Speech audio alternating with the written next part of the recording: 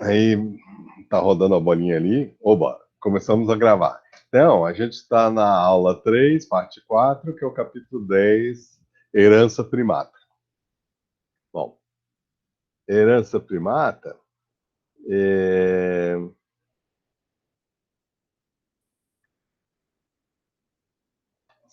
Pois, ó, qualquer ser vivo, ele é moldado pela adaptação, né?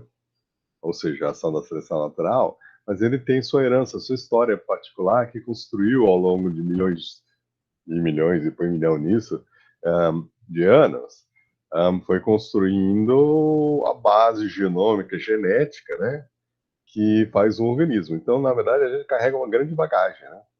Tanto que você, né, quando você olha, né, como os elefantes e os caramujos, né, eles são animais, eles, na verdade, têm todas as proteínas, isso aí são homólogos, né? Então, tem miosina, actinina, tem, né, então os músculos funcionam de uma forma semelhante, tem mitocôndria, tem tudo igual, né? Só que o caramujo, ele bota o cálcio, né, numa casca do lado de fora, o esqueleto externo. Enquanto que o elefante bota o cálcio nos ossos, né? Porque ele é um codado, um vertebrado, né? Então, quanto que as proteínas são as mesmas, a expressão delas e o organismo que é construído é completamente diferente. Então, na verdade, por que, que o caramujo não vira um elefante? Né? Porque, né, ele tem os genes que são expressos de uma forma, através do desenvolvimento embrionário, de uma forma diferente do elefante. Então, nunca ele vai nunca ele vai evoluir para um elefante, né? Ele pode evoluir, talvez, para uma concha muito grande, né?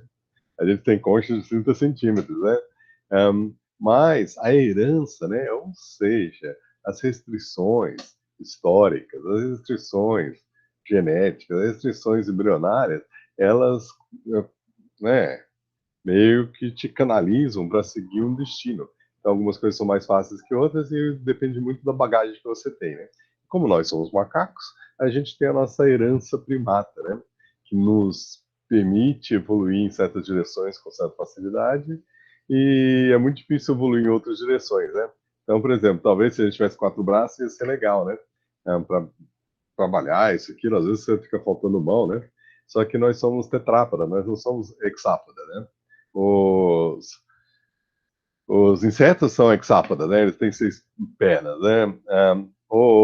As aranhas são octópoda, né? Tem oito pernas, né? Os caranguejos são decápoda, né? Tem 10 pernas, né? Mas nós somos tetrápoda, então nosso desenvolvimento produz quatro patas, né? Então são restrições, né? Então, os primatas, a ordem que os seres humanos pertencem, são extraordinariamente variados, né? Tem uma grande variação no seu tamanho, modo de locomoção e dieta. Mãos com polegares oponíveis que conseguem segurar as coisas, um cérebro grande, uma locomoção que é dominada pelas patas traseiras e uma taxa produtiva baixa comparada com animais do mesmo tamanho, são algumas das características que definem o que é um primata. Qual a origem da ordem? Isso aí ainda a gente não sabe, está sendo discutido, né? Então, quando você olha aqui, a gente tem uma diversidade de primatas, né? Então, a gente começa com Tarsier, né? Que é um exemplo do prosímio, e a gente vai discutir essa palavra prosímio, né? Ela não é, ela é um grupo parafilético, como a gente viu no capítulo anterior, então não é um bom grupo, né? Mas eles são, né, os lemures e os Tarsiers e os lores, né? Aí depois a gente tem os macacos do Novo Mundo. Macacos do Novo Mundo, o nome já diz tudo, né? São encontrados nas Américas, né? Então, é o bugi, o macaco prego, o macaco aranha, o muriqui, e assim por diante, né? Agora, os macacos do Velho Mundo, por incrível que pareça, eles são encontrados no Velho Mundo, ou seja, África e Ásia, né? E, né, então são os babuínos, das macacas, tipo o macaco rhesus, né? É um fator RH, né? Então foram usados em laboratório durante muito tempo, né? Depois você tem os macacos, os símios asiáticos, né? O orangotango e os gibões, né? E finalmente a gente tem os macacos africanos, né? Que inclui o chimpanzé e o gorila e a nossa espécie, os hominídeos, né? Então aqui a gente tem as portas de uma faculdade, né? Deve ser pré-pandemia, né? Um grupinho de amigos, né? É, e tirar uma foto, na verdade, bem diversa, né? É, porque tem várias raças humanas sendo representadas, né? E ambos os sexos, né? Se bem que deve ser uma classe de engenharia, né? Pois tem mais homem do que mulher, né? Mas, né? São Homo sapiens, né? Hominídeos, né? Bom, a gente tem aqui dois, né? Como a gente acabou de fazer, né? Tem os fatores adaptativos e os fatores históricos, né? As regras ecológicas, né? Que têm energia e outras leis biológicas que são moldadas pela seleção natural são os fatores adaptativos que influenciam o, né, o resultado evolutivo, né? Evolução de novas características e assim por diante. E os fatores históricos, né, seria a herança filogenética, né? O material bruto no qual a seleção natural opera, né? E aqui a gente viu, daqueles grupos que a gente falou, os prosímios, eles se dividem do resto há muito tempo atrás, mais de 50 milhões de anos atrás. Inclusive, talvez, quando a gente usa dados moleculares, antes do terciário, né? Então, provavelmente no Cretáceo, no final do Cretáceo, as ordens de mamíferos placentários já estavam se diversificando, e as ordens dos marsupiais também. Então, no registro fóssil, eles aparecem há 50 milhões de anos. Mas, usando o relógio molecular, essa divisão começa entre 100 a 70 milhões de anos atrás, ou seja, no Cretáceo. Então, os prosímpios se diversificam e provavelmente existiam. Então, o filme de dinossauro, na verdade, não está tão errado, né? O filme de dinossauro é um filme antigo, né? O meu filho, que hoje tem 20 anos, ele assistiu quando era pequeno, né? Então deve ser lá por 2004, que seja. Ele mostra lemures, né? E é bem possível que eles, os prosímios, né, já tinham começado a se formar antes do final do Cretáceo. Porque o que aconteceu no Cretáceo foi que as angiospermas ficaram cada vez mais comuns. Elas talvez se originaram no Jurássico, né? A gente pensava que era no Cretáceo. Se originaram no Jurássico, né? Mas elas começaram a se diversificar no Cretáceo. Do meio do Cretáceo em diante, começam a aparecer flores e frutas, né? Aí as borboletas e os pássaros e os mamíferos, eles se diversificam, provavelmente para usar esse novo recurso, tá? Bom, aí depois você tem os macacos do Velho Mundo, e na verdade aqui parece que foi uma divisão de três, não foi, né? Os macacos do Novo Mundo, eles são, na verdade, macacos do Velho Mundo. Eles começam a se diversificar na África, se extinguir na África, mas alguns conseguem pegar carona numa jangada, né? Jangada improvisada, né? É, numa árvore, né? Saindo de algum rio da África, né? E que vai bater na América do Sul. E assim eles colonizam, né? E a gente vê isso hoje em dia, né? Na Amazônia e também no Congo, né? Nos grandes rios, às vezes você vê uma árvore inteira que foi arrastada numa enchente, né? E nos galhos da árvore tem lagartos, tem sapos, bem que os sapos não gostam de água salgada, normalmente morrem, né? Mas os lagartos também, né? Tem, né, ah, mamíferos pulando nos galhos e assim por diante. Então, tudo é possível, né? Inclusive, né, uma tartaruga que foi arrastada na água nada até a árvore mais próxima que está flutuando ao lado dela e fica nos galhos, né? Porque cansa ficar nadando sem parar, né? Então, aí pega uma carona e vai bater nas ilhas, né? E, e nesse caso, né, como a África e a América do Sul estavam bem mais próximos, eles conseguiram chegar nas Américas. E não necessariamente na mesma chegada, né? Eles também chegaram junto com os ancestrais das capivaras e do porco-espinho roedor, né? Então, é a segunda leva de imigrantes na América do Sul. A primeira já estava aqui, né? O tamanduá, o tatu, né? Os marsupiais já estavam aqui. E um grupo de placentários que deu origem aos herbívoros da América do Sul, antigos, né? Hoje não tem nenhum, né? Os atuais vieram da América, né? Há uns 3 milhões de anos atrás, tipo a anta, o cateto, os veados, né? Tudo, né? Vieram bem recentemente. Bom, então, isso aí, os macacos do Velho Mundo, os macacos do Novo Mundo, na verdade, eles começaram a evoluir na África. Tem fósseis deles na África, e depois eles se extinguem na África, e aí a África fica só para os macacos do Velho Mundo, né? Em algum momento, por volta de 30 milhões de anos, é, os macacos do Velho Mundo se separam dos macacos símios, né? E o símio, ele não tem cauda e a maioria das espécies viventes fazem braquiação. Então, o babuíno, o macaco colobo, eles são quadrúpedes arbóreos, né? Eles correm em cima dos galhos. E o gibão e a gente, quando a gente está subindo na árvore, a gente se pendura embaixo do galho, né? Bom, então, esses hominoides, né, inclui os gibões, né, e os orangotangos, são macacos asiáticos, e o gorila, o chimpanzé e o homem, que são macacos da África, né? Então, isso aí seria a divisão, né? Quando que isso aí acontece, né? Então, essa divisão dos grandes macacos, os símios, né, essa diversificação deles ocorre por volta de 15 milhões de anos, né? Bom, a ordem primatas tem 350 espécies distribuídas em 16 famílias. E essas famílias são, em Madagascar, lemures, né? Depois, lores, encontrados na África e na Ásia. Depois, os tarsiers, encontrados nas regiões de Celebes, Bornéu e assim por diante, né? Na Indonésia, né? Depois, macacos do Novo Mundo. Então, esses aí foram esquecidos, só depois lemures aí, né? Mas tem esses aí. Agora, dominando as Américas, indo do México até ali Argentina, Paraguai, o Brasil, mas não Uruguai, né? E a Argentina seria a pontinha lá de cima da Argentina, né? A pontinha da Argentina é quase Bolívia, né? Você tem macacos, né? Do Novo Mundo. E ali, veja, na África, na Índia, essa região aí que inclui a China, Vietnã, Tailândia, Malásia e Indonésia ali, né?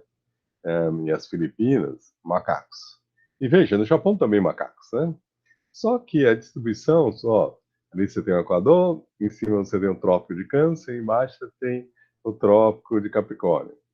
A distribuição dos macacos corresponde com os climas tropicais, exceto na Austrália, na Nova Guiné, que eles não conseguiram atravessar a linha de Wallace, né?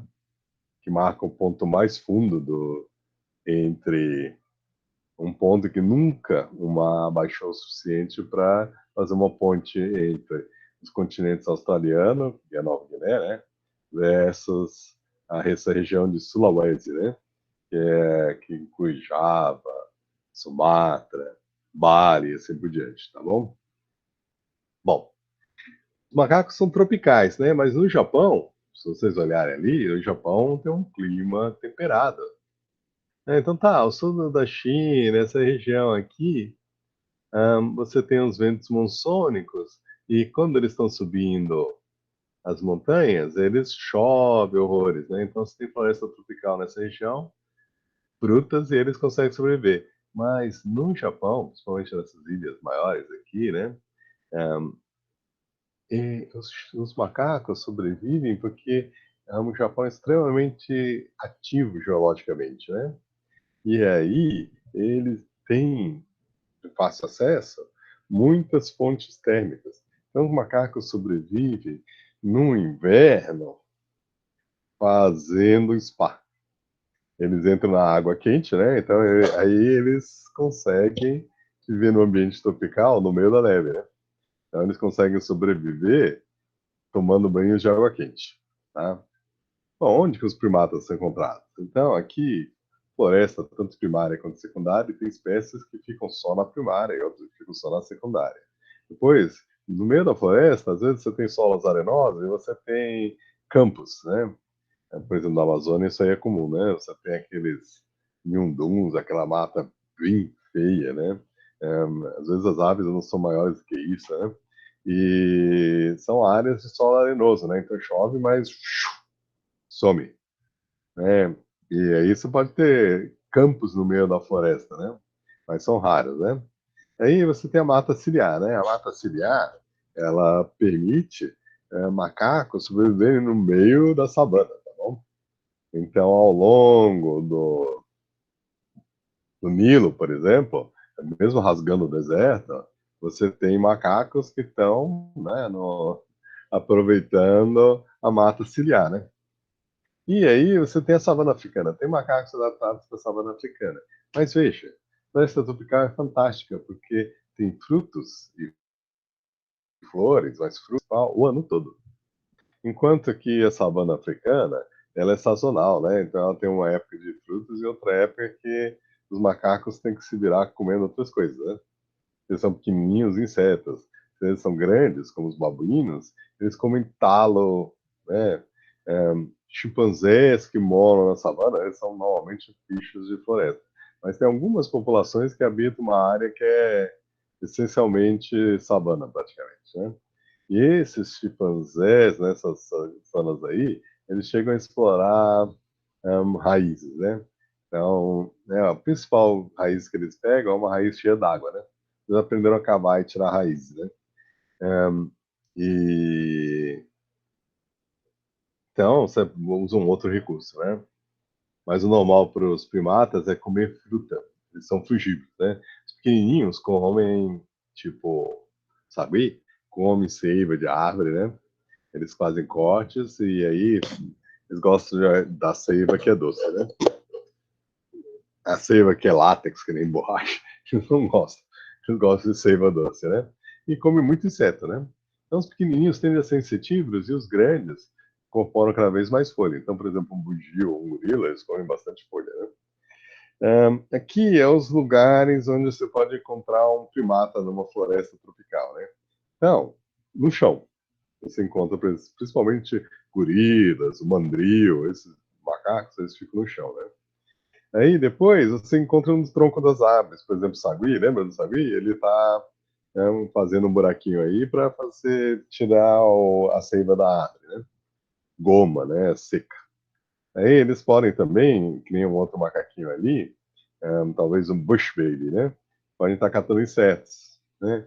E lembrando, na floresta você tem o subbosque, né? Então você tem o chão, né? A zona é estrata herbácea, né? Aí você tem a zona das palmeirinhas e arbustos, né? O subbosque. Depois você tem o nível médio, né? Que você tem algumas árvores que são do nível médio. Elas são fantásticas porque elas param de crescer quando elas atingem uma altura de 10 metros ou alguma coisa assim. Essas aves são ótimas para você botar na cidade, porque elas vão crescer até uma certa altura e param de crescer. E se você escolher uma árvore certa, ela para de crescer antes de chegar no fio.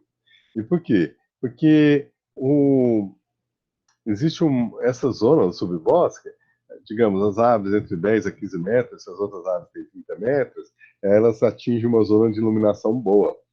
Se elas continuarem crescendo, elas ficam logo abaixo da copa de uma árvore, aí elas não têm tanta luz. Mas se elas estão mais embaixo, aí elas aproveitam as luzes que entram pelas frestas da copa, porque o sol nasce, dá a volta e desce. Então, fica fazendo uma luz quase estroboscópica, a uma altura para árvores de 30 metros, entre 10 a 15 metros você tem uma zona de luz boa, né? Aí, você tem as aves que continuam crescendo, elas estão com planos de atravessar a copa, né? Ou alcançar a copa, né? Ou atravessar a copa, né? A copa, né? Das árvores todas juntas formam um dossel. E esse dossel é legal, porque se você está andando no dossel, você pode andar de uma árvore a outra, né? Às vezes pulando, né? Então, gibão, tá vendo o gibão ali? E vários macacos, por exemplo, né, o bugio e assim por diante, eles podem estar. Então, ó, pode estar no chão, pode estar no tronco da árvore, explorando goma, ou comendo insetos. Ele pode estar nessas árvores do subbosque, né? nas palmeirinhas, como palmeira dá muita frutinha, né? Então eles gostam, né? E eles podem estar que nem um bugio, isso, aquilo, dentro do dossel, logo abaixo dele, né?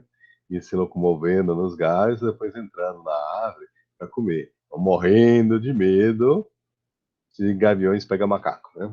Então tem gaviões e águias pegando macaco. O mais famosa aqui é o gavião pega macaco e a arpia. Eles especializam em caçar macacos, né?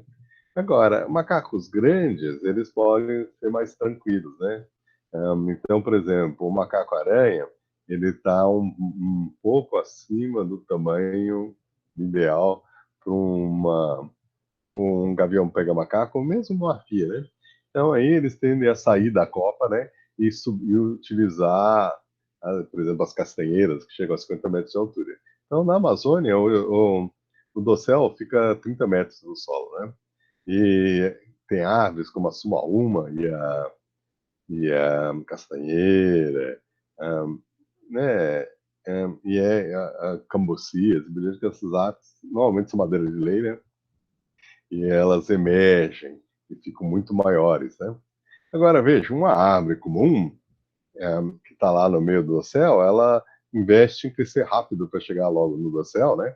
E ela, então a madeira dela é vagabunda e ela está no meio do dossel, então ela nunca enfrenta muito estresse, né? Tanto que se você corta uma floresta e deixa algumas árvores de pé, essas árvores tendem a cair, porque elas estão acostumadas a ficar no meio de uma floresta. E o vento é bem mais suave, né? Mas se você deixa ela sozinha, aí elas são derrubadas pelo vento, né? Só que as árvores emergentes, tipo as castanheiras, elas crescem bem devagarzinho, elas investem muito em madeira de qualidade. E uma vez que elas emergem no céu, aí elas crescem vigorosas e grandes, fazem sombra em cima das outras, e principalmente elas têm que resistir ao vento sem a proteção das outras árvores, né? Então elas tendem a ter uma madeira boa, por isso madeira de lei, né? Você vem do Império, né? Que as árvores de boa qualidade, elas eram protegidas por lei, né? Para serem consumidas só para usos tipo a ferrovia ou o que que seja, né? É madeira de lei, né? Madeira de qualidade, né? Bom, aqui modos de que um primata se locomove, né? Então, o macaco, ele é um quadrúpede arbóreo, né? Ele anda em cima dos galhos, né? O gorila está andando sobre o nó dos dedos, né? Então ele anda sobre, né? Ele dobra os dedos e anda sobre eles, né? Um, o, não, o gibão, ele está fazendo braquiação, né? Então tá pulando, ele está fazendo um movimento de ginasta, né? E alternando os braços para se locomover embaixo do galho, e não em cima do galho. O orangotango está subindo, né, na árvore, né? O Tarsier, que está bem na frente, que a gente usou como exemplo de proscímio, ele é lá da Ásia, né? Come insetos, principalmente, à noite. Ele ele sobe verticalmente e depois pula de um galho ao outro. Ele parece um sapo, né? Toim, né? Então ele tem as patinhas super compridas posteriores, né? O homininho, do lado direito, né? O Australopithecus, ele está completamente bípede. Todos eles têm olhos apontados para frente, né? Visão binocular. E mãos que conseguem agarrar coisas, né? Que são características dos primatas, né? Então, aqui, ó, quadrúpede arbóreo, o lemur, né? O tarsier, né? É um pulo, né? O vervet, né? Que é o do meio, é um macaco da savana e ele tem um corpo extremamente delgado, né? Pouca gordura, bastante massa muscular, né? Então, massa seca, né? E eles conseguem correr numa velocidade grande, quadrupedamente, para a árvore mais próxima. Então, na verdade, eles fazem coisas diferentes, né? Inclusive, eles têm chamados diferentes, né? Se eles veem uma cobra, todos eles ficam de pezinho, chamado da cobra, né? Ficam todos olhando para onde a cobra está e saindo de perto dela, né? Se Você tem um outro chamado que parece idêntico, né? Mas eles conseguem distinguir entre eles, né? É, gavião, eles pulam dentro do arbusto mais próximo. E se eles fazem o chamado de é, carnívoro quadrúpede, eles sobem a árvore mais próxima, né? Agora veja, a cobra é um perigo pequeno se você está vendo ela. Então, assim que eles escutam o chamado da cobra, eles ficam de pé e ficam olhando em volta para ver onde está a cobra. Quando eles escutam o chamado do gavião, eles pulam no meio do arbusto mais próximo, porque o gavião não entra no meio da vegetação, né? E quando tem um carnívoro quadrúpede, não adianta você pular no meio da vegetação, você ficar olhando em volta assim, você vai ser comido, né? Então, assim que eles escutam esse chamado, eles correm para a árvore mais próxima. Por isso que eles têm esse corpo de galgo, né? De corredor, né? Só que eles, claro, têm plantígrados, mas eles têm corpos de corredores, né? Agora, o gorila, ele é enorme, bem pesado, ele anda de uma forma ponderosa, né? De quatro, né? Mas ele não é propriamente quadrúpede, porque ele está andando sobre o nó dos dedos, né? O gibão aí está braqueando, né? E o chimpanzé está com frutas na mão, então ele está andando de uma forma quadrúpede. Não, desculpa, bípede. Esse aqui, o galágo, né? Que não é um loris, ele é da África, né? Eles são conhecidos como bush babies, bebês do mato, né? E eles, na verdade, são os parentes dos lemures, né? Então, os lemures estão em Madagascar e os bush babies, eles estão na África propriamente dita, né? Eles são muito parecidos com os tarsiers no sentido que eles sobem na árvore e depois pulam 10, 15 metros, né? Até um galho de outra árvore, né? Então eles parecem um canguruzinho, né? E veja a cauda dele. A cauda dele é super comprida e acaba num penacho. Esse penacho eles podem mudar a direção que eles estão caindo, né? Então, eles jogam a cauda para um lado, faz resistência, eles mudam a direção que eles estão indo, né? Então isso aí é bem interessante, né? O que mais? O gibão aí, ele faz roda o corpo no ombro e então, ele demonstra um pulso que gira bem mais do que os outros macacos e um ombro que gira, né? Então, quando um pastor está orando no culto, ele está girando, né, fazendo esse movimento que os outros macacos não conseguem fazer, e girando o ombro e demonstrando claramente que ele é um macaco símio, né, é, adaptado à braquiação, né? Mas que depois ficou terrestre, né? Mas ele denota as suas origens claramente nos movimentos dos braços, né? E, então, veja, os símios, eles se penduram embaixo do galho e eles têm essa capacidade de... O húmero é bem redondo, que permite eles girarem o braço, e o pulso, a gente consegue pegar nossa mão e colocar e pegar o lobo da orelha esquerda com a mão direita, né?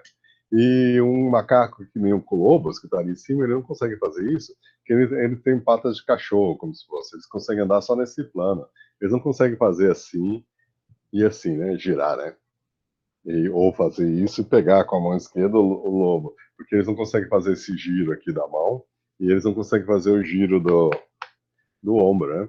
E a gente evoluiu essa habilidade para a gente se pendurar embaixo do galho, né? Então, pessoas subindo uma goiabeira, se pendurando e pegando a goiaba, ele está exibindo todas as características que comprovaram para o Linneu, que era criacionista, né? Que a gente era um primata, né? Não só um primata, só que um primata grandíssimo, né? Por motivos biológicos, né? Então, veja, os macacos do Novo Mundo, os macacos do Velho Mundo, eles são quadrúpedes arbóreos e, né, o tórax deles é achatado, né?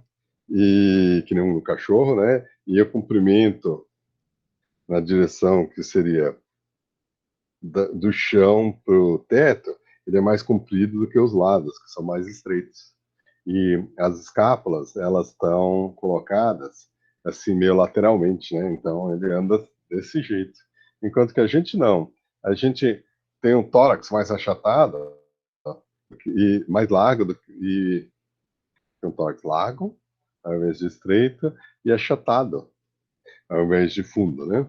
Então, e as nossas escápulas, ao invés de estarem na parte lateral do corpo, elas vão para trás, nas nossas costas, né?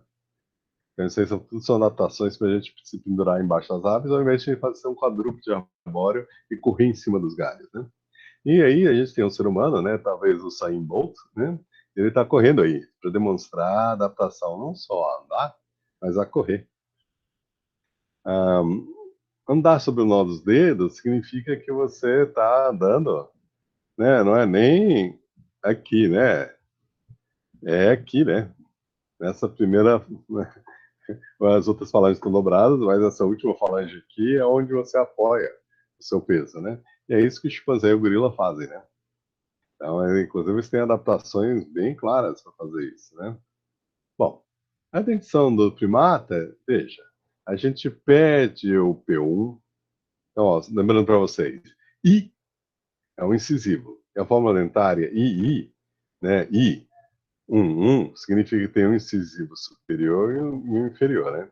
Então, o primeiro incisivo superior e inferior, o segundo incisivo superior e inferior, né? A forma dentária é I11, né?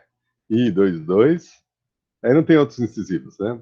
Nenhum cachorro tem três, o marsupiais tem cinco. A gente tem dois incisivos, pronto, acabou. Então, olha o seu cachorro e olha você, você vai ver que o seu cachorro tem mais incisivos do que você tem, né? Depois tem canino 1, todo mundo tem canino 1. Tá. O seu cachorro, quando é filhotinho, ele talvez tenha dois, o de bebê e o que está nascendo logo atrás, né? Mas isso aí é temporário, depois cai o primeiro canino, né, de leite, e aí fica só um canino, né? Depois, o premolar 1 e o premolar 2 são pedidos em cima e embaixo. Então, o primeiro premolar que aparece é o P3. P3, P3, né? O 3 em cima significa que é o dente de cima, o 3 embaixo, o dente de baixo. E P4. E 4, 4, né? Aí você tem o M1, né? O molar, né? Primeiro molar, o segundo molar, o terceiro molar. E na forma dentária é 1, 1, 2, 2, 3, 3, né? Então, a forma dentária é 2, 2, 1, 1, 2, 2, 3, 3. Tá bom? Mas os macacos do Novo Mundo, eles mantêm mais um premolar, né? E perdem o molar terceiro, né? Então é 2, 2, 1, 1, 3, 3 e 2, 2, né? Então algumas espécies fazem isso, né? Esse aí é o Ilobates. O Ilobates é o gibão. Então é parente próximo da gente. Então, os primatas têm menos dentes que os outros mamíferos. Isso aí, em parte, pode ser explicado porque tem um focinho mais curto, muitas espécies. Só que lembra que o lemur tem um focinho comprido, né?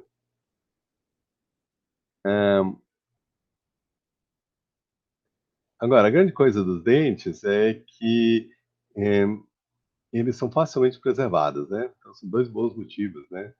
Para você reconstruir a filogenia dos primatas usando dentes. Primeiro, como eles são muito duros, eles são um item mais comum quando você recupera fósseis. E eles dão muita informação de espécies que a gente nem sabe como elas eram, mas a gente tem os dentes delas, né? E segundo, os dentes estão associados à dieta. Então, se você tem um dente, você tem uma ideia do que tipo de comida eles comiam, né? Então, é isso. Agora, uma coisa que os primatas têm em relação. Ó, se vocês olharem os répteis em relação aos peixes, têm cérebros maiores, né? Somente o telencéfalo, né? Os, os mamíferos, em relação aos répteis, têm um telencéfalo ainda maior, né? Lembrando que você tem várias, né? Mesencéfalo, telencéfalo, assim por diante. O telencéfalo é a última parte que evoluiu, né? É a parte onde está relacionada à memória e a raciocínio, a linguagem, assim por diante. Quando você olha os primatas, no geral, eles têm cérebros muito maiores do que, por exemplo, um coelho. E o ser humano tem o maior telencéfalo de todos. Então, veja, vamos olhar um macaco como, né, por exemplo, o um macaco prego, né? Ele, você olha, o cérebro dele é muito maior do que o cérebro de um coelho, principalmente a região do telencéfalo, e tem mais dobras, né? É uma tendência, os primatas têm cérebros maiores dentro dos mamíferos. Só que os chimpanzé, o gorila e o orangotango, eles têm cérebros maiores do que macacos do mesmo tamanho, tá bom? Então, os macacos do Velho Mundo evoluíram cérebros maiores do que os outros, e com mais dobras, né? E, finalmente, o ser humano, de todos os grandes macacos, ele tem o maior cérebro e o cérebro mais dobrado também. Agora, por que, que os cérebros são dobrados? Bom, se vocês olharem o cérebro, ele é dividido em uma matéria branca, né, que são os axônios, né? Então, tem mielina, né? Então, tem uma gordura que né, melhora a transmissão de age como isolante, né? Então você tem um fio desencapado e você tem o fio encapado, né? O fio encapado ele transmite o sinal melhor, né? Tanto que quando você vê o seu filho crescendo, né? Às vezes de repente ele adquire uma nova habilidade. Aí se você é biólogo, né? Você ou um cientista, né? Você olha e fala, deve ter mielinizado o setor do cérebro, né? Então, aqueles axônios são mielinizados e de repente uma área começa a funcionar bem, tá? Então, os axônios, eles transmitem informação. Mas a sinapse é realizada por neurônios. Os neurônios estão na córtex, né? Então, ou seja, na parte... A médula é o meio, né? MM, né? Médula. E o córtex é a parte externa. A parte externa é onde tem os neurônios. Então, é um material cinzento, rico em núcleos, né? Que é onde tem a cabeça dos neurônios, né? Você tem um axônio comprido e você tem os neurônios fazendo conexões. E se você dobra para a mesma cachola, você aumenta a quantidade de neurônios, né? Então, esse dobramento cada vez maior que é encontrado dentro dos primatas, né? Os primatas têm dobramento, os símios têm ainda mais dobramento, o ser humano é o mais dobrado de todos. Isso permite você lotar mais neurônio no mesmo cérebro, né? Então, né, se o seu cérebro é em centro de dobras, acho que você tem pouco neurônio, né? Mas não se preocupe, a maioria das pessoas tem, né, talvez salvo pessoas com microcefalia, isso, aquilo, é, você tem uma grande quantidade de neurônios, né? E o seu cérebro é bem dobrado, né? Bom,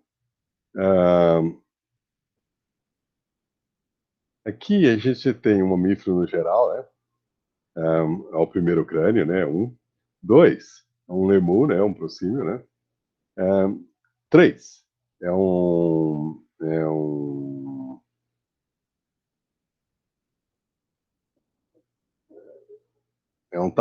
tarsi, né? Depois, no 4 você tem um macaco do Novo Mundo, né? E o que vocês percebem? Primeiro, um olho fica meio solto na cara desse mamífero, né? Um insectívoro, né? Aqui fica meio solto. Só que você tem uma barra pós-orbital que, né, você tem a fusão do osso temporal e do zigomático, né? Que faz uma barra. Isso aí apoia melhor o olho, que está voltado mais para frente, no caso do lemur, né? No Tarsier, essa fusão ficou ainda maior. Então é um copo de osso, né? Tem um buraquinho aqui no meio, a gente vai ver daqui a pouco, mas é um copo de osso. E os olhos são voltados ainda mais para frente. E finalmente, no macaco do Novo Mundo, né? Um cebídeo, né? Um platiríneo, cebos, né? Ele tem os olhos voltados bem para frente e veja, o focinho vai ficando progressivamente menor, né? Um focinho grande normalmente está associado a uma boa capacidade olfativa, né? Então, aparentemente, o que está acontecendo nos primatas é os olhos ficam cada vez mais importantes. Veja, a maioria dos mamíferos são noturnos, né? É, olhos que funcionam de dia, né? Eles, né?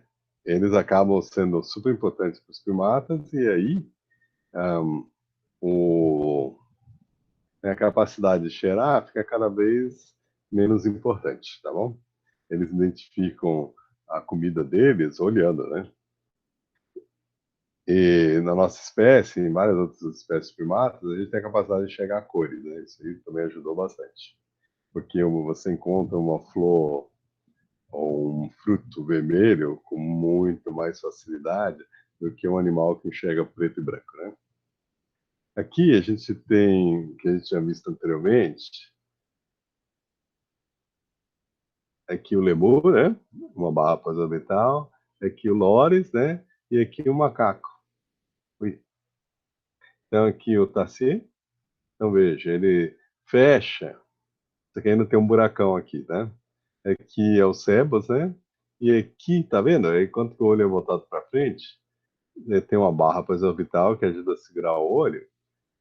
Só que, veja, é, tem bastante espaço ainda, né? Porque é como se fosse transição entre condição primata, a condição dos mamíferos no geral e a condição primata, tá bom? Então, eles botaram esse crânio aqui no meio, tiraram daqui e botaram aqui, né? Então, aí tá aqui o crânio do cebídeo, tá aqui o crânio do tarsier e tá aqui o crânio do prosímio, né? O lemur, né? Aqui são patas, é o lemur, arctocebus, o poto, né? Tarsier e o gorila, né? Então, esses aqui são prosímios, entre aspas, né? E aqui é um macaco mais avançado, né? Mas todos ilustram que eles têm polegares e dedões do pé oponíveis, tá bom? Então, né, você tem a mão e o pé, a mão e o pé, a mão e o pé, a mão e o pé, tá bom? E para que servem esses polegares oponíveis, né? Então, o tarsier, a macaca, né? Então, que nem a macaca mulata, né? O macaco rhesus, né? E aqui o ser humano, eles conseguem, com o polegar oponível, segurar coisas, né? Por exemplo, frutas e assim por diante. E o próprio, um possível ancestral, ou pelo menos um parente próximo da gente, é um insetivo das aves, que também come fruta, e é conhecida como o mussarenho das aves, né? Mas ele não tem nada a ver com os mussarenhos, que ele é mais parente nosso do que... E tal, ele é um grupo irmão, né? E talvez ele se pareça muito com o nosso ancestral, né? Agora, uma coisa interessante é que você tem um padrão ancestral, né, do osso, né? Então aqui você tem o osso ectotimpânico, né, que apoia o tímpano, né? E aqui você tem uma câmara que é feita, a bula, né, é feita pelo osso entotimpânico. Isso aí é pedido, e aí a gente tem o osso temporal, que faz a bula nos mamíferos, nos primatas, né? E então, para os prosímios, esse osso não está fundido. Mas aí a bula fica fundida, né? Nos primatas tipo Platyrrhini, né? Ou seja, o cebus, o aluata, né? Que é o bugio, né? O cebus é o macaco prego, né? E veja, seres humanos e gorilas e chimpanzés têm um tubo. Então, um osso ectotimpânico, ele forma um tubo, veja, que ele é só um aro que apoia o tímpano, né? Mas ele forma um tubo, e o osso temporal, a porção pétrea, faz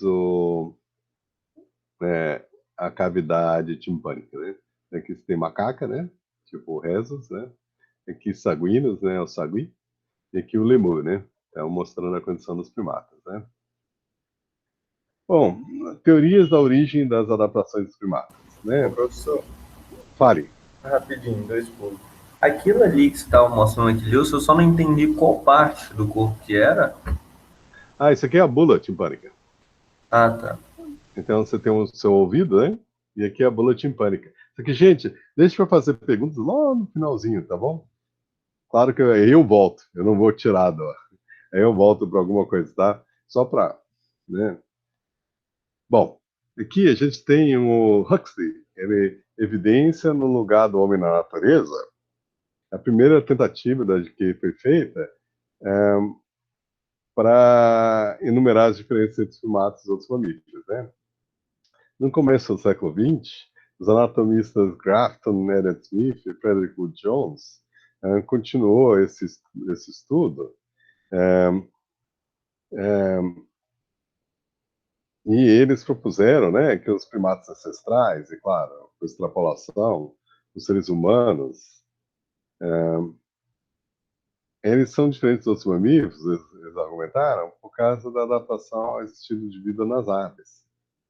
É uma hipótese a hipótese de adaptação arbórea, né, da origem dos primatas. Então, mãos e pés com polegares oponíveis, né, o pollux, né, esse dedo, e hallux, o dedão, né, oponíveis, são bons para você subir numa árvore, de acordo com os cientistas. E a visão binocular é, era melhor do que a olfação entre galhos e árvores, e principalmente, né, para você calcular, né, você tem a sobreposição dos campos de visão, você consegue calcular a distância dos objetos. Aí, se você quer pular de um galho para o outro, é bom saber onde que está esse galho, né? Se você está olhando usando o olho só, é mais difícil você jogar profundidade, né? Bom, é, porém, um pesquisador, Cartmel, ele virou e falou, gente, animais são arbóreos, inclusive mais competentes, por exemplo, os esquilos, eles, eles andam numa velocidade nos galhos que primatas têm dificuldade de se locomover tão rápido, né? E eles não têm polegares oponíveis, né? Por exemplo, o gambá também sobe nas árvores, tem uma cauda prênsil, né? Gambazinho, 3 gambazinhos, né? Só que ele não tem um polegar prênsil, né? Ele tem um dedão prênsil, né? Só que não um polegar prênsil e os olhos estão do lado do rosto. É a mesma coisa com esses carnívoros, né? Acho que a pantera nebulosa é a melhor deles, né? Porque a pantera nebulosa come esquilos, né? Só que aí a gente tem uma civeta, né? E as civetas, os esquilos, todos eles são extremamente competentes para andar nas árvores e não tem nenhuma adaptação polegar oponível e olhos para frente, né? Então, essa hipótese arbórea, na verdade, foi substituída pela hipótese da predação visual.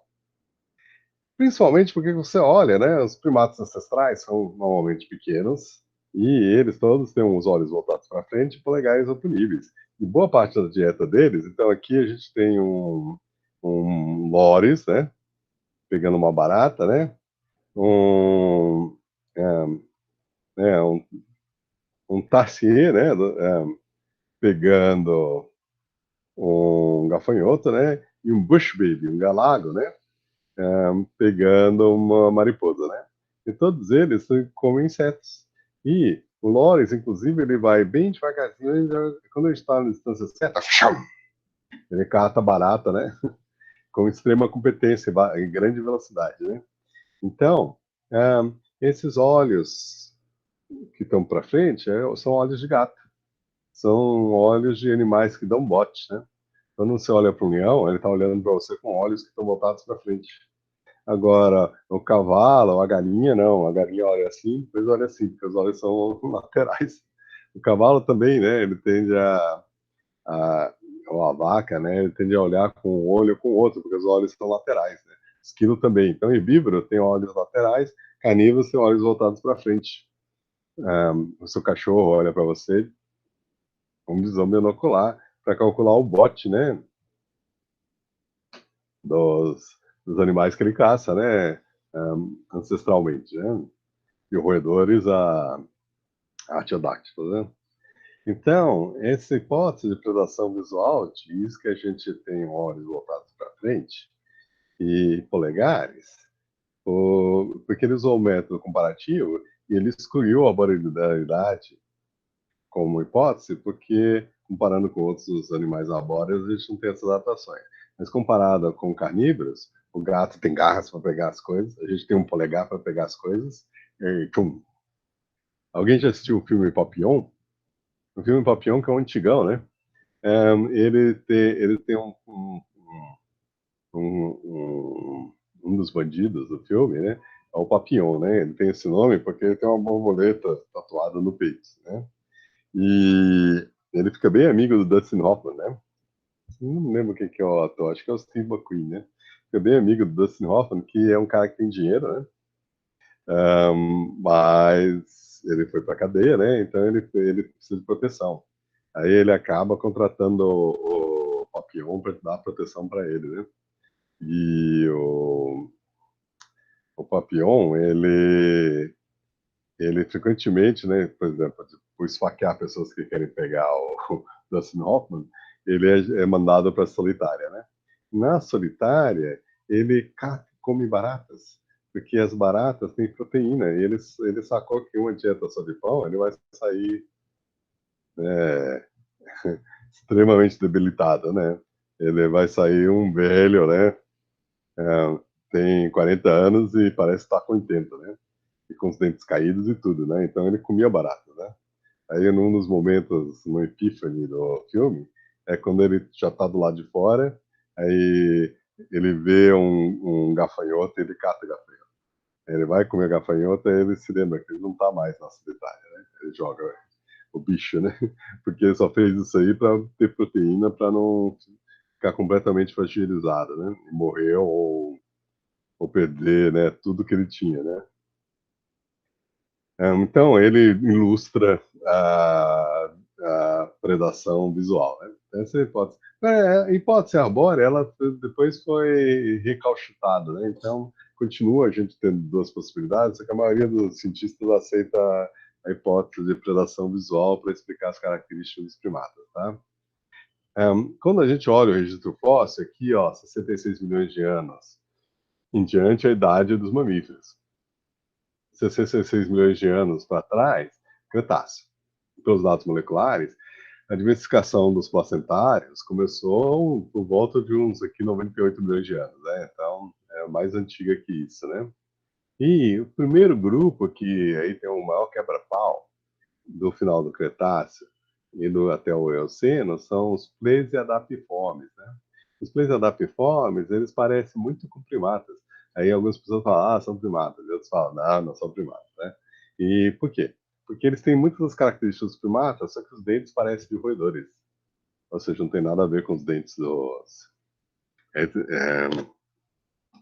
dos outros primatas, né? Então eles são especializados, então que se acredita que são um grupo irmão, mas eles não deram origem a mais nada, né?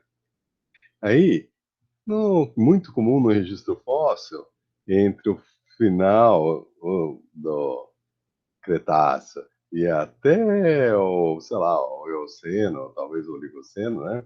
São os adapídeos, né? Os adapídeos, eles são os que são amigos dos dinossauros, no filme Dinossauro, né?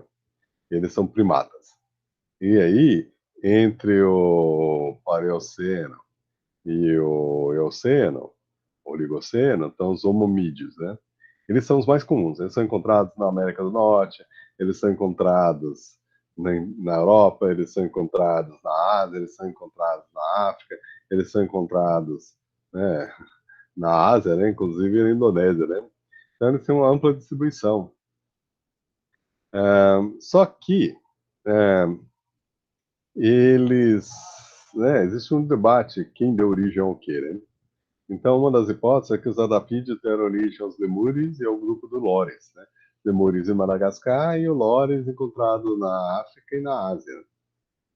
E aí, os homomídeos, eles deram origem aos tarsienses, que sobrevivem hoje em dia só lá na Indonésia e Filipinas, né?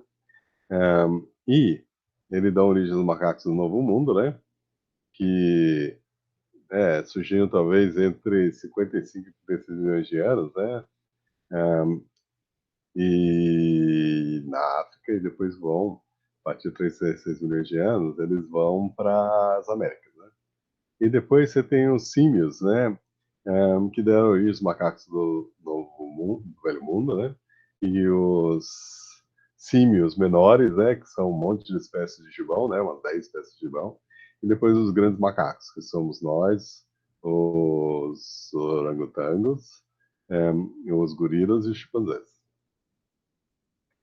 Os plesioadaptídeos, eles são excelentes, eles são bem arbóreos, né? Eles têm cara de primata, só que os dentes são dentes de esquilo, né? Então tá vendo que eles têm uma diástema, né? Eles também têm esse pé que o esquilo ele consegue girar o pé para segurar lateralmente. Os Plesiadapiformes também podiam fazer isso. Então, na verdade, existe uma suspeita que talvez eles não sejam primatas e eles também não são esquilos, mas eles são parentes dos primatas, né? Mas que não deu origem a ninguém. E as semelhanças são semelhanças de estilo de vida mais do que parentesco evolutivo. Agora, Notarcos é uma adapiforme, né?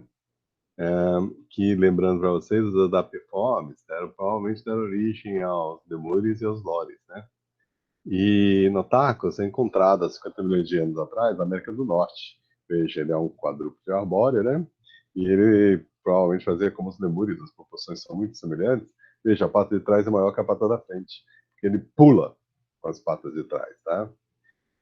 Então, na verdade, o gorila com patinhas da frente, de trás pequenininhas, eles são meio como exceção, porque a maioria dos primatas o faz com impulsão com a pata de trás, tá bom?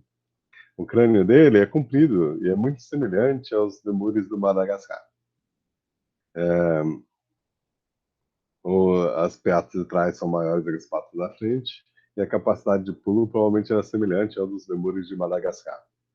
Agora, no Oligoceno, você tem os primeiros antropóides no registro de Fayum.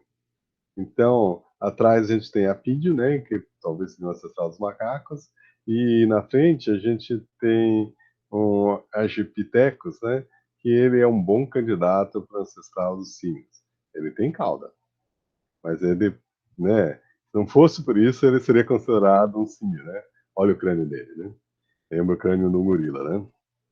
Bom, macacos, né, os primatas em geral, eles podem ser divididos em strepsirrinos e raporrinos, né?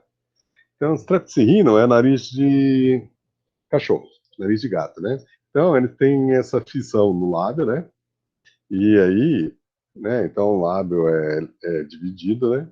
E você tem esse narizinho, né? Esse focinho de cachorro com, né, um narizinho com um tecido, inclusive, diferente, né? E um focinho cheio de pelos. Isso aí é bem típico de um cachorro, de um gato e dos lemures, né? Esse seria Strepsirrhini. Agora, os macacos aplorrinos, né? Que a gente tem o bonobo, né? Ele tem uma pele, uma pele, a pele nos orifícios nasais é o mesmo do resto da face. E o lábio superior não é dividido e é móvel, né? Então, veja, os Tepsirrhini, eles têm uma pele sem pelos e úmida em volta da região nasal, como seu cachorro tem aquele negocinho preto, né? Focinho de coelhinho, focinho de cachorro, né? E o lábio é dividido, né? E a gente não, a gente tem o mesmo tecido no lábio e no rosto, como nas narinas, e o lábio não é dividido e ele é móvel, né? O cachorro não consegue fazer isso, fazer o lábio assim para frente, né? Então, isso aí é Strepsirrhini e Haplorhini, né? Então, a gente divide essa filogenia em Strepsirrhini, né? E Haplorhini. E aí os Tarsiers, eles são Haplorhini. Então, ó, como que se você olha o crânio, como que você sabe se é Strepsirrhini ou Haplorhini? Bom, a gente tem uma placa separando as órbitas da fossa temporal, né? Do Haplorhini. E Strepsirrhini, a gente tem uma barra pós-orbital e a fossa temporal não é separada por uma placa. Não tem uma placa. No plate, né? Então não tem uma placa. E o rosto é comprido, né? Enquanto que no macaco o rosto é curto. Então, ao invés de estar tudo fechado num copo, só tem uma barra pós-orbital e o rosto é comprido, primata, tá bom? Isso aqui, veja, é um primata e não um cachorro, porque, veja, tem dois incisivos, né?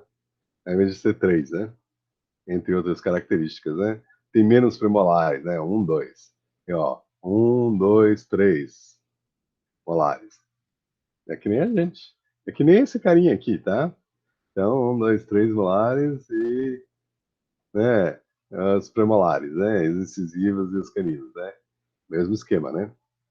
Agora, veja, aqui, o lemur, esse tecido aqui, e o quirogaleus, esse tecido aqui, e o galago, esse tecido aqui, todos eles têm focinho de cachorro, né? E veja, o lábio bem dividido. Você tem esse filtro, né, urinário, bem dividido. Então, nariz de cachorro, Haplorhini, Strepsirrhini. E veja que o Tarsi, Cebuela, Calimico, Cebus, macaco e gorila, o lábio não é dividido, o filtro, na verdade, é pouco desenvolvido. Cebus e Calimico é mais desenvolvido que Cebuela, Tarcês, macaco e gorila, né? Mas todos, o tecido em volta das narinas é o mesmo do resto do corpo, e né, o lábio é móvel, né? E não é dividido, tá? Então, agora os lemures, Strepsirrhini, eles têm 4 famílias: Lemuride, Quirogaleide, Indride, Dalbendontin, Bendomniide, e a distribuição em Madagascar, né? Então, você tem 22 espécies em 12 gêneros, né? E esses 12 gêneros são divididos em 4 famílias, né? E eles habitam florestas, tem uma diversidade grande, 22 espécies já foi maior, já foi bem maior. Aqui são alguns lemures extintos, né? Então, o Indra ainda existe, né? O maior deles. Mas, veja, Archaeoindres, ele tinha um tamanho de uma fêmea de gorila, né? Uns 80 quilos, sei lá, né? Paleopropithecus tinham 50 quilos, né? Hadropithecus, Archaeolemur e Babacotia, eles eram do tamanho de Indres, mais ou menos. O Babacotia é bem interessante, né? Que ele parece uma tuliça. E tem um barrigão e uma cabecinha pequena, então talvez ele fosse folíbero, né? O Archaeoindres, ele parece uma preguiça gigante, ele provavelmente vivia no chão, né? E o Megaladapis, ele subia nas árvores, só que ele era ainda maior do que o Paleopropithecus, né? Então, ó, esses 3 aí de baixo, eles andavam no chão, né? Provavelmente foram caçados todos, né? Porque há 1000 anos atrás, mais ou menos, um pouquinho mais de 1000 anos atrás, os polinésicos atravessaram o Pacífico, atravessaram o Oceano Índico e foram bater em Madagascar. Então, a língua de Madagascar é uma língua polinésica, que nem os havaianos, né? E, posteriormente, cara, eles foram colonizados por árabes e por uns povos negros da África, né? Então, é uma população mista, só que originalmente eles eram polinésicos. E assim que eles chegaram, eles extinguiram um monte de bicho. Principalmente as espécies de lemures, várias espécies de lemures, as aves elefante, né, hipopótamo que tinha lá, pigmeu e assim por diante, né? Foram saindo matando, né? Os seres humanos chegam nos lugares e saem matando tudo, né? Então, na verdade, a fauna, por exemplo, da América do Sul de hoje em dia, não é uma fauna resultante do equilíbrio do índio com a natureza e respeitando seus limites. Não. Os paleoíndios chegaram, mataram tudo que eles conseguiam, né? E o que sobrou é o que conseguia sobreviver e conviver com o ser humano com uma tecnologia de pedra, né? De lanças e arco e flecha, né? Não houve planejamento. Os índios normalmente eles chegam e caçam tudo que eles conseguem em uma dada região, né? Tanto que em volta da aldeia deles não tem bicho, não tem macaco. E eles têm que subir e descer o rio para ir conseguir caçar macaco. Eles gostam de comer macaco. É, e quando você dá espingarda para os índios, eles extinguem tudo que eles conseguem, né? Então, de um jeito geral, a chegada do homem normalmente coincide com um desastre ecológico numa dada região. Nas Américas, nas ilhas polinésicas, na Nova Zelândia, com as moas, a chegada do aborígene australiano na Austrália, extinções em massa. A gente vai falar sobre isso depois. Bom, a família do Loris, você tem 10 espécies em 5 gêneros, né? E é distribuída nas partes quentes da África e da Ásia, né? Então, veja, tem Bornéu, tem algumas das ilhas das Filipinas, tem na Tailândia, Vietnã, no Ceilão, né? Tem na Índia e Sri Lanka, né? Tem em Burma, né? Myanmar, né? na África, né? E então, os lores, né? Eles têm os olhos voltados para frente, eles são bem lentos, eles parecem preguiças, só que eles comem insetos.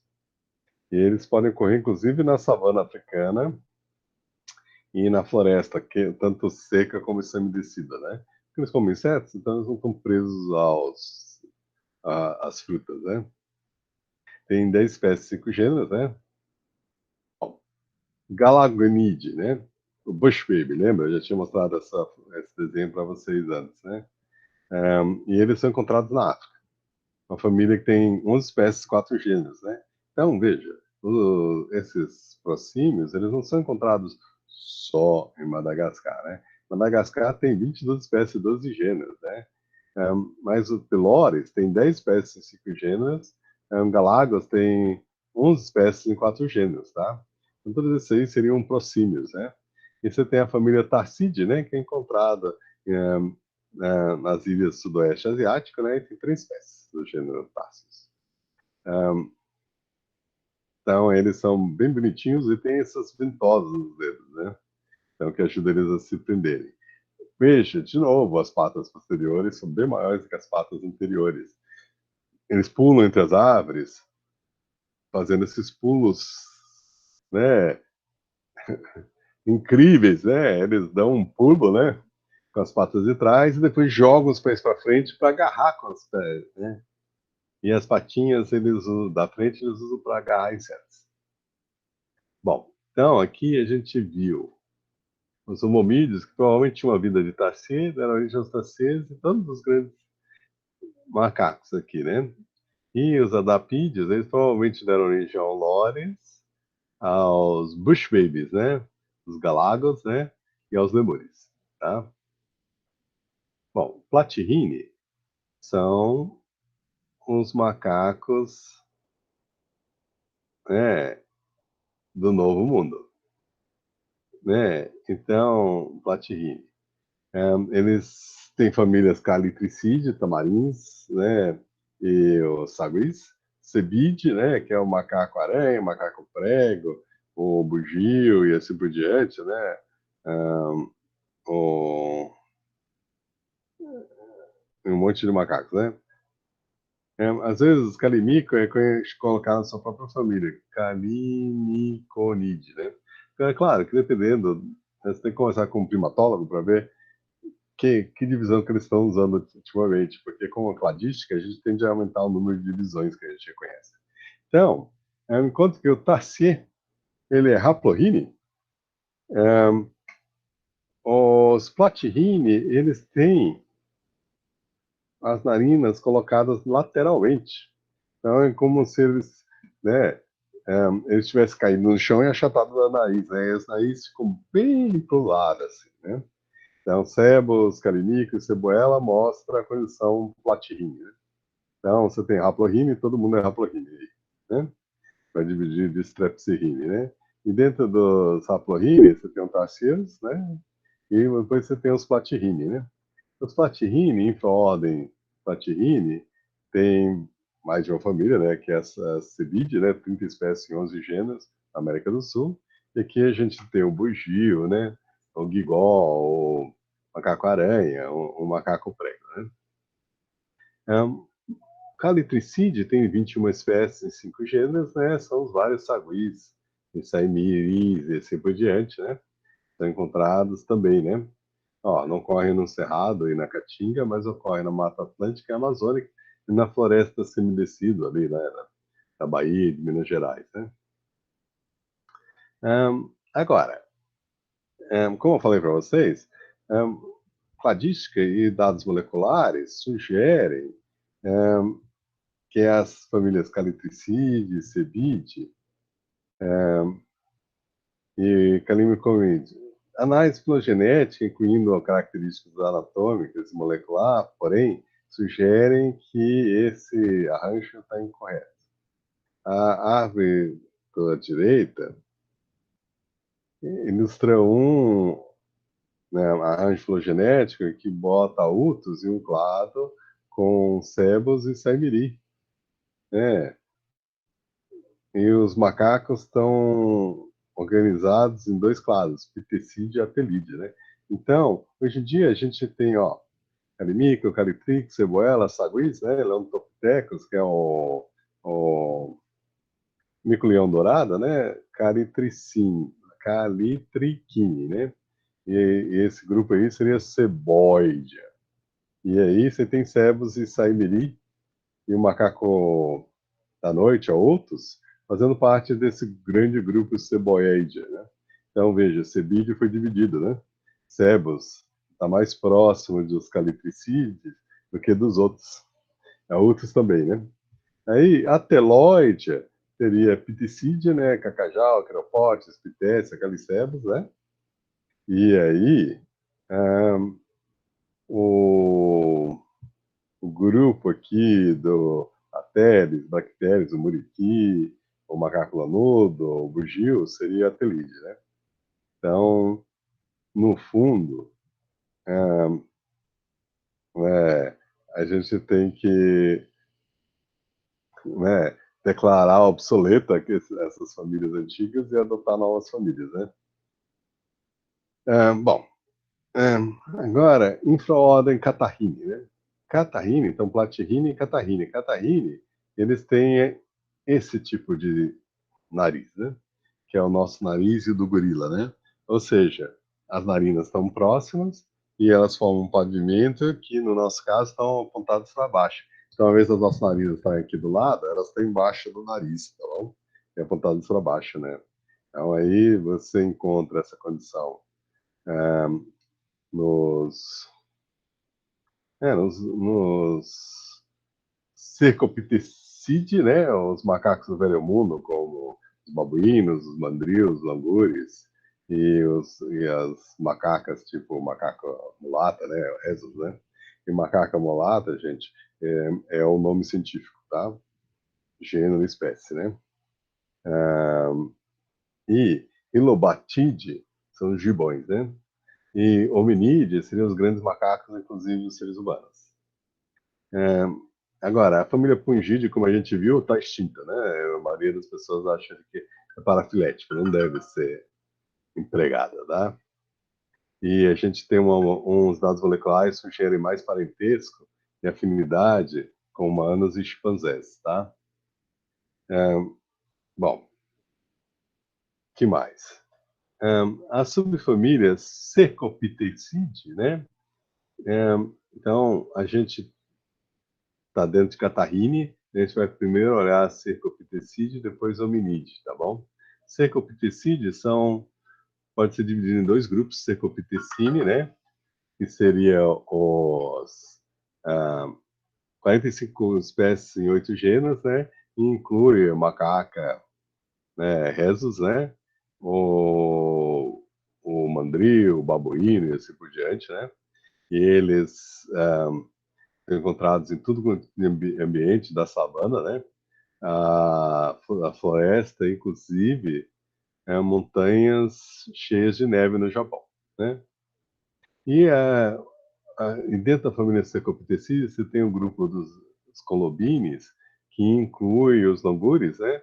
Esses macacos colobos. E veja, a distribuição é igual, né? África e Ásia, né? África e Ásia, né? E né, na África eles não têm uma distribuição tão grande, né? Porque aqui muitas espécies da subfamília Cercopithecine se adaptaram à savana africana, né? E aqui não, eles são mais especializados em florestas úmidas, né? E o macaco colobus, ele é famoso porque ele tem essa coloração branca e preta, com pelos bem compridos, que é bem característico. Eles comem folhas. Então, esses aqui são mais carnívoros e onívoros, né? Esses aqui, frugívoros, né? E esses aqui comem bastante folha. Inclusive, tem adaptações para digerir folha, né? Bom, a família Ilobatidae tem 9 espécies do gênero Ilobates, né? São os gibões, né? Várias espécies de cores diferentes, né? E normalmente eles são monogâmicos, machos e fêmeas juntos, em casais, defendem um território e cuidam dos seus filhotes. E quando eles atingem a maturidade sexual, eles saem do grupo e tentam montar o território dele e da sua, né, né, do seu ou da sua, né, parceira, né? Eles são encontrados eles não têm na Índia, mas eles têm da Birmânia, né, até Bornéu, essas ilhas aí, né? Java e Bornéu, né? Indochina, Península Malaia, né? Bangladesh, né? E sul da China, né? Bom, então, família hominídea, né? Inclui o bonobo, vermelhinho, o chimpanzé, essa ampla área aqui, em vários lugares, né? O gorila, amarelo, amarelo, né?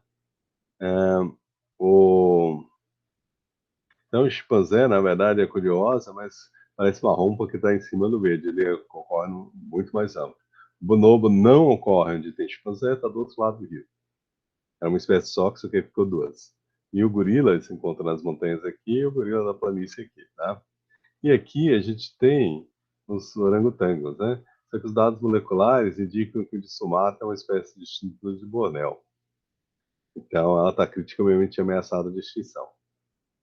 Bom, que é o diagrama das evoluções do, do parentesco evolutivo dos primatas, né? Então, veja, os adaptiformes talvez não sejam primatas, provavelmente não são, mas tem algumas outras adaptações, então talvez faça parte de uma radiação de bichos arbóreos, né?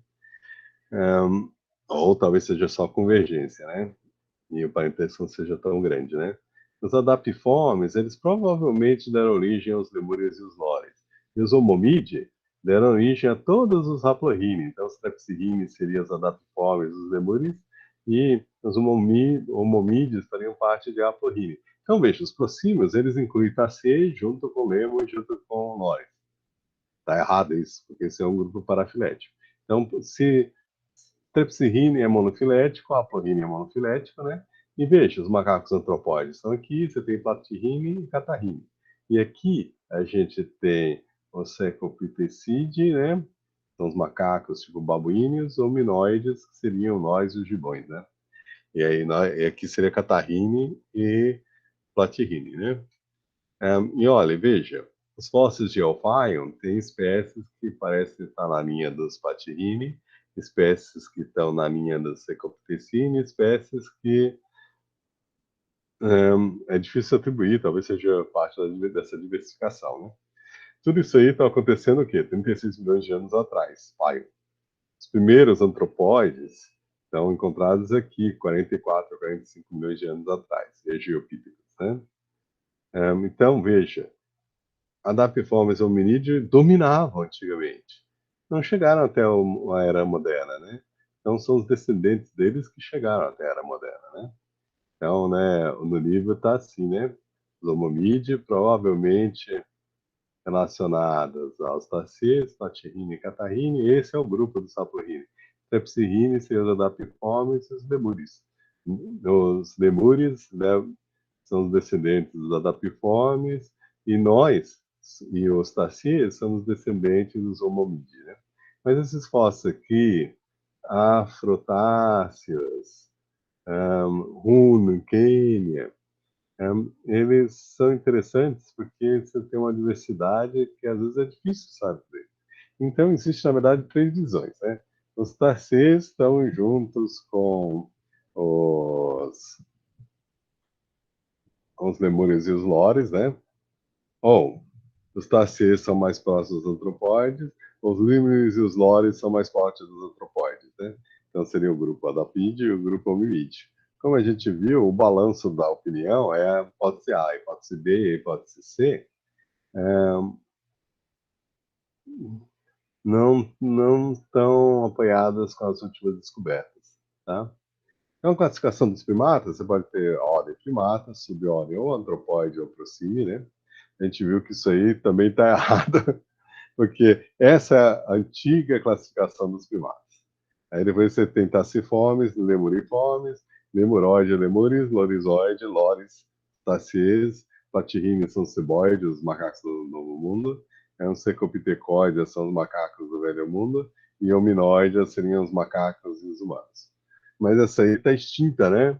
porque agora a gente tem Strepsirrhine e Haploinnii, então essa divisão já não é mais.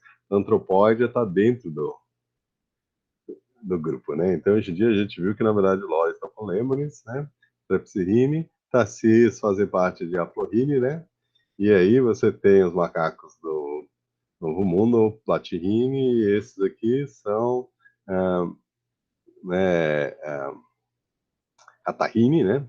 E aí você tem os Colobídeos, Colobini, né? Secopticini, e depois aqui você tem os gibões, Pilobatide, e os grandes macacos e os humanos, Hominide, né? Então, as grandes perguntas que ficam para a gente são: quais são as tendências gerais da ordem dos primatas ao longo do tempo evolutivo que são comuns com as outras ordens de mamíferos?